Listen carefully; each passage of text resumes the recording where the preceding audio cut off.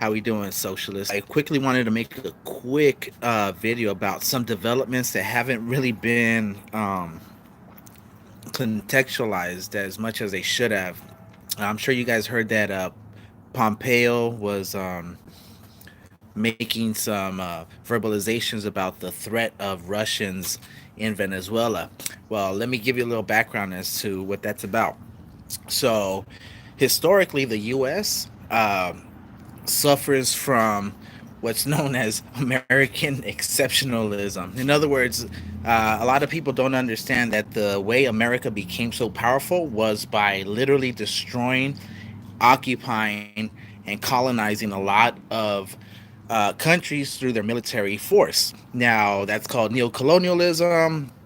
I'm not going to get into that right now, but essentially, as opposed to what the British did when colonialism was essentially going in, occupying a country, taking over the resources for the benefit of a foreign country, and administering a country that has been colonized with administrators from the colonizer. So, sorry, all that just to say that around 1800s, Latin America started to revolt against the Spanish and Portuguese colonization that had been essentially subjugating a lot of the mestizos, a lot of the Indians, the natives, um, a lot of the indigenous and poor classes, for lack of a better term. In 1823, the United States, under the presidency of James Monroe, said, "Okay, uh, in the so thinking of Europe as the old world and the new world being the Americas, right? The Monroe Doctrine essentially said no European foreign powers could be in the Americas. In essence, America was claiming North and South America as what would later become known as their backyard, right? So, um, 1823. No, so that means the British got to get out, right? From Latin America, the Spanish and the Portuguese, and any remnants that were there were essentially vestiges like Honduras, which was actually I'm sorry, not Honduras, Belize with British Honduras. Um, so now I'm getting into just the weeds and shit, but the main point is that the only time that there was a threat from any foreign power to this Monroe Doctrine was really during the Cuban Missile Crisis. Um, Not gonna get into that right now, but essentially, uh, the U.S. and Russia during the height of the Cold War literally almost came to a nuclear, came to a nuclear standoff because Russians had put missiles in the sovereign nation of Cuba, which had gone under Marxist Leninist revolution with Fidel Castro, Che Guevara, Camilo Cienfuegos, Raul Castro, all the heroes essentially. Rest in peace, Fidel. So, um, all this, trying to sum it up in 5 minutes, Russia, uh, the Venezuelan economy had been under attack by Wall Street, Florida, uh, Colombia, and even Spain. So essentially, they're running the markets on their currency, creating an inflation. So what happened was that about 4 months ago, Maduro uh, said, "You know what? Let's go ahead and start."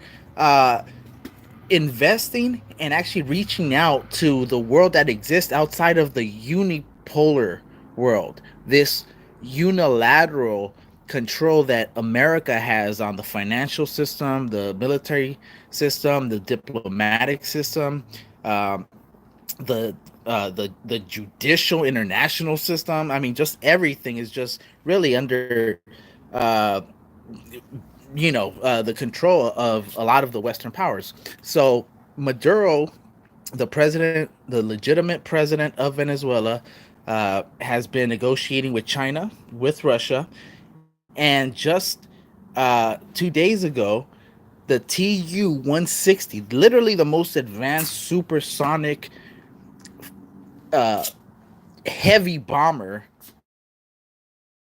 which is what it's not just a bomber, it's a heavy bomber, Russian made under the USSR, landed in Venezuela. So they started these uh, operations where they collaborate, and this has been going on since uh, decades. Hugo Chavez, the former president, rest in peace to the true leader of the Bolivarian Revolution, and of the 21st century type socialism that um, has really transformed a lot of the consciousness, the class consciousness that Latin America has been um, um, benefiting from. So, long story short, that's what this is all about. Essentially, back in the day, the U.S. ran everything. They said, this is how it's going. No other country can come over here. This is our backyard. So every time something happened, like the Russians putting missiles on a sovereign country's territory, the U.S. lost their shit. So now, because the U.S. Linked with some elements from Florida and Colombia, try to assassinate the legitimate president of Venezuela on August 4th, Nicolas Maduro ramped it up. So they really kicked up their diplomatic, their economic, and their military strategy. So today they're running operations over there, joint operations. Um, really, this is the tip of the spear when it comes to the revolution in South America. Venezuela is the most important revolutionary country that is that privileged enough to experience right now. That being said, they just had elections again, probably the most democratic country in the world, regardless of what the propaganda is that they try to sell you. I mean, I myself, I live in the U.S., and the elections happened, and like a week later, they're still counting the ballots. The candidates are suing each other, trying to say, okay, this person is trying to claim these ballots, or these ballots weren't counted, or actually the person in charge of it accidentally destroyed ballots they weren't supposed to destroy, like happened in Florida. So in Venezuela, as soon as the election is over, they know it's basically foolproof.